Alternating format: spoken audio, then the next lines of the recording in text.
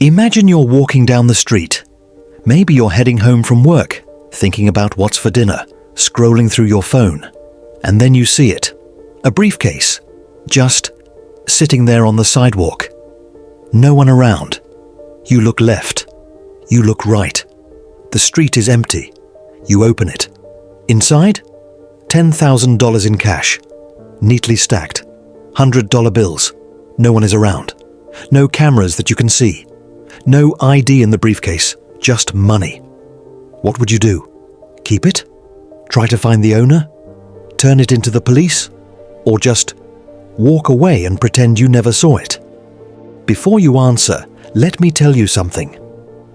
This actually happened, and the choice one person made triggered a chain of events that destroyed 3 lives, including his own.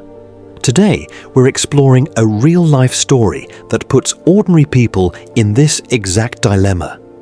And by the end of this video, what you choose will reveal something about yourself you might not even realize. But here's the deal.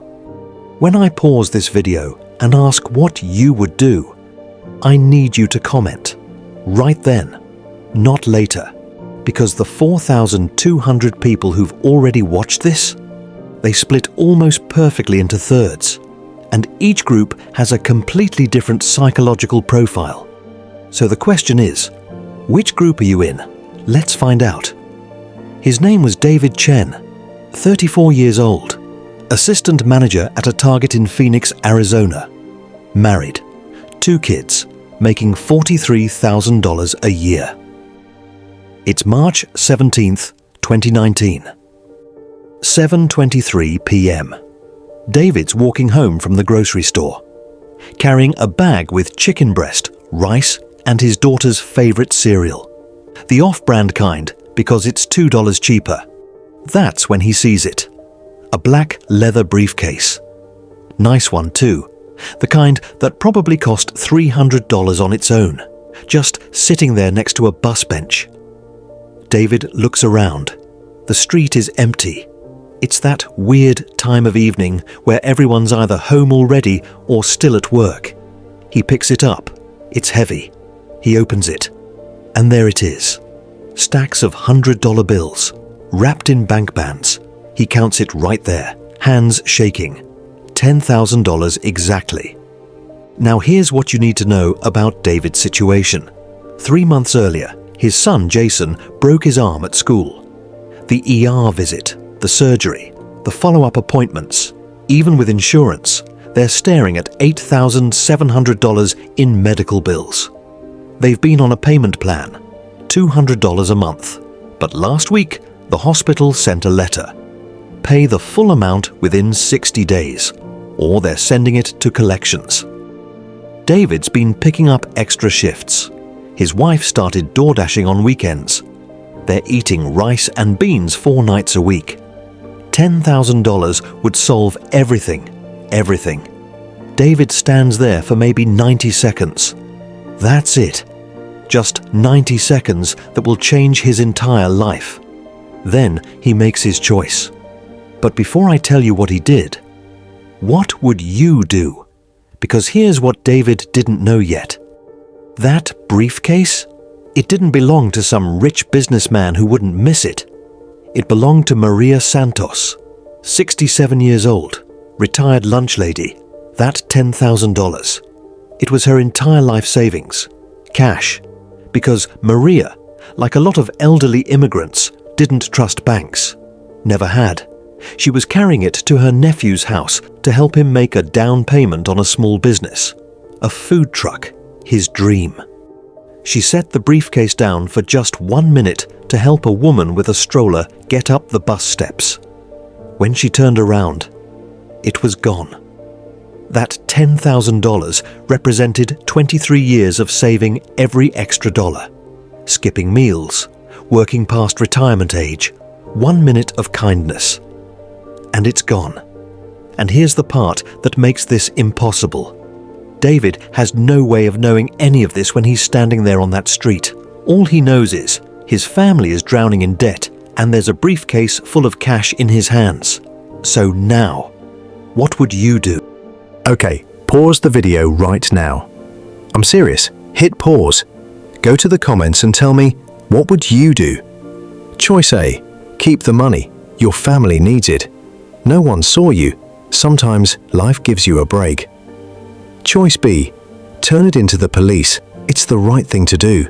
Someone is probably desperate to get it back. Choice C. Take some, leave some. Keep $2,000 for your emergency. Turn in $8,000. Everyone wins. Choice D. Walk away. Don't touch it. Not your money, not your problem. Comment A, B, C, or D right now. And I know what you're thinking. Of course I'd turn it in. That's the obvious answer. But is it? When your kid needs medical care? When you're 3 months behind on bills? When you haven't bought new shoes in 2 years because you can't afford them? It's easy to say what you do when you're not the one standing there. Done? Good. Because what happens next depends on which path we take. And I'm going to show you all 4. And I promise you, each one has consequences you haven't considered. David keeps it. All of it. He walks home. Fast. Looking over his shoulder every few seconds. He tells his wife he got a bonus at work. She's so relieved she cries. They pay off the medical bills. All of them. For the first time in months, David sleeps through the night. 2 weeks pass. A month. 3 months. David starts to relax. Nobody came looking. Nobody knows. Maybe it was drug money anyway, he tells himself. Maybe it's better he took it. Then one morning, he's at work. 2 police officers walk in. David Chen, we need to ask you some questions.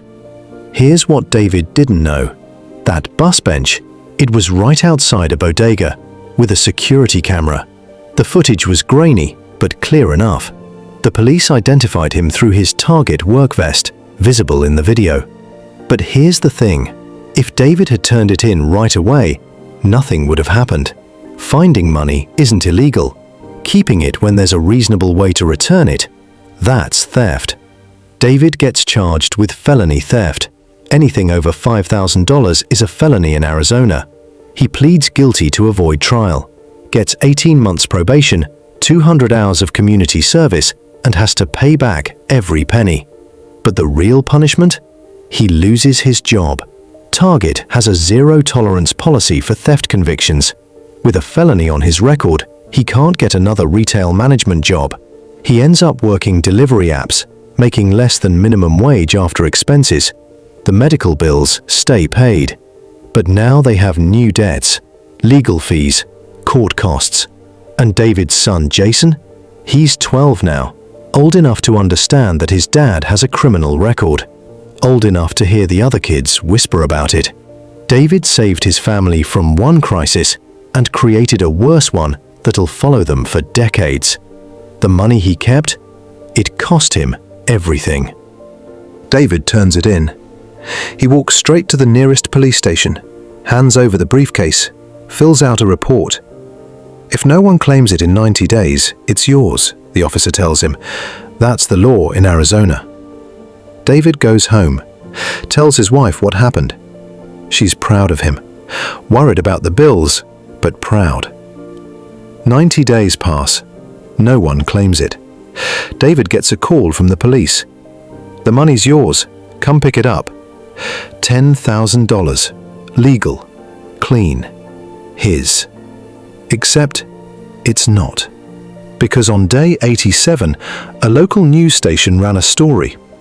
Honest man returns $10,000, but there's a twist. They interviewed David. Feel-good story. Integrity. Doing the right thing. The story goes semi-viral. 47,000 shares on Facebook. And Maria Santos, remember her? She sees it. She never reported the money stolen. Why? Because Maria is undocumented. She's been in the US for 40 years, but she's terrified of police, of any official attention. She thought the money was just gone. She cried for 3 days and then tried to move on. But now she sees the news story and she has proof it's hers. Photos of the briefcase, a receipt from buying it, texts with her nephew about the money. She comes forward on day 89. David has to give it back. All of it. He did the right thing. He followed the law. He was 2 days away from solving all his problems, and he ends up with nothing. Actually, worse than nothing, because now his medical bills are going to collections, and the publicity means his employer knows about his financial problems.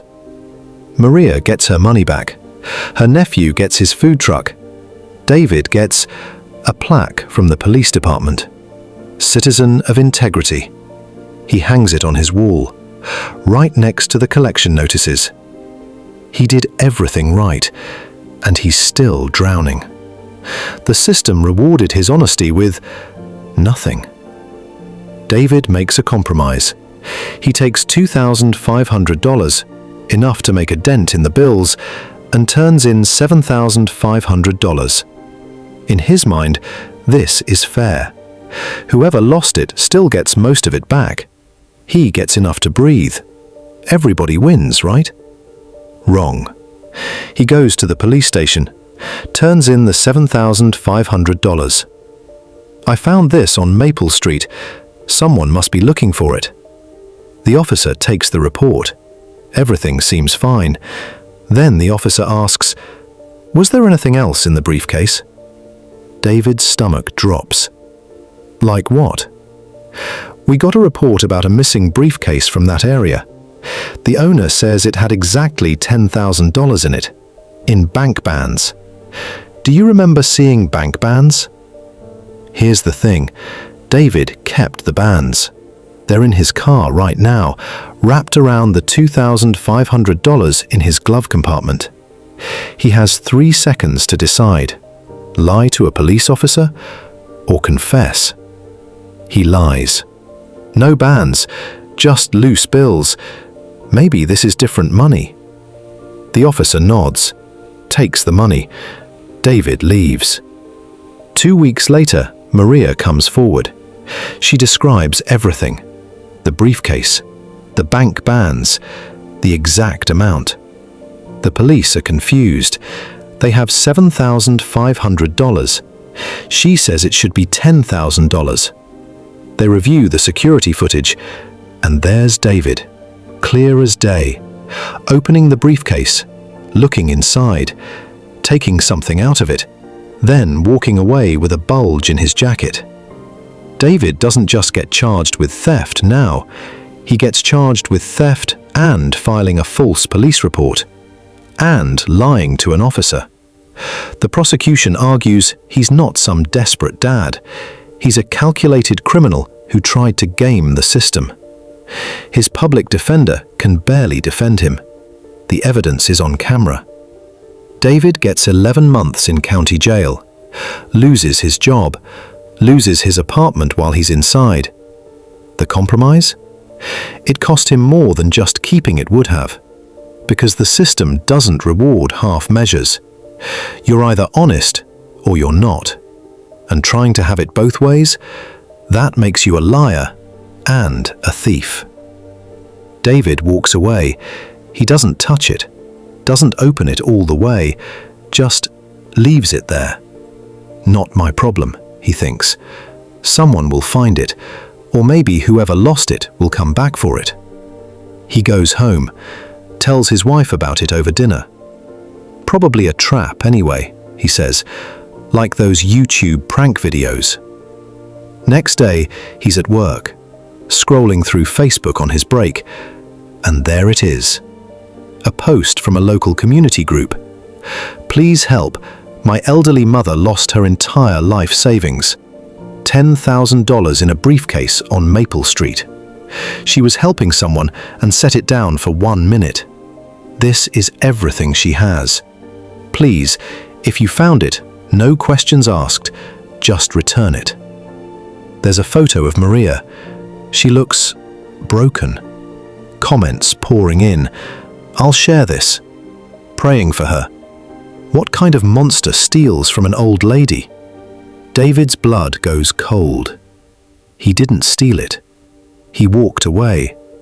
But he knew it was there. He saw it. He could have turned it in, and he didn't. He drives back to Maple Street that night. Maybe it's still there. It's gone, obviously. Someone else found it, and based on the Facebook post, they didn't return it. David will never know if that person kept it, or if they turned it in after he left, and Maria just didn't update the post. Maria never gets her money back. David doesn't go to jail. He doesn't get rich. He doesn't get rewarded. He just lives with it. Every time he sees Maria's face in his mind, and he does, constantly, he thinks, I could have helped. I was right there, and I did nothing. Doing nothing feels safe, but it has a cost too. The cost is living with the knowledge that you had the power to change someone's life, and you chose comfort over courage. That guilt, it doesn't come with jail time. It just comes with you. Every day, forever. So, 4 paths, 4 completely different outcomes. Go back to your comment. Which one did you choose? Because here's what your choice reveals about you. And this is backed by actual psychological research. If you chose A, keep it. You're a survival pragmatist. When push comes to shove, you prioritize your immediate circle over abstract rules. You're not a bad person. You're someone who's been backed into enough corners to know that sometimes you have to take care of your own. The risk? You might justify bigger and bigger moral compromises over time. The line keeps moving. If you chose B, turn it in. You're a systemic optimist. You believe that doing the right thing will be rewarded, if not immediately, then eventually. You have faith in the system. Your strength is integrity. Your weakness? You might sacrifice your family's immediate needs for a payoff that never comes. Sometimes the system fails good people. If you chose C, split it. You're a negotiator. You genuinely believe most problems can be solved with compromise. You're trying to balance competing moral obligations. But here's the harsh truth. The world doesn't reward half measures. You end up with the worst of both worlds, the guilt of stealing and the consequences of getting caught. If you chose D, walk away, you're a conflict avoider. Not because you're a coward, but because you're paralyzed by the impossible nature of the choice. You'd rather live with inaction than risk making the wrong action. So here's my question for you. Look at your comment again. Did you choose based on what you want to believe about yourself, or based on what you'd actually do when no one's watching? Because the scariest thing about this story isn't the dilemma. It's realizing we don't really know ourselves until we're tested. Would you change your answer now that you've seen all 4 paths? Comment below and let me know. And if this made you think, if you're still here after 13 minutes, hit subscribe. Because every week I'm bringing you real stories that make you question who you are when the world isn't looking.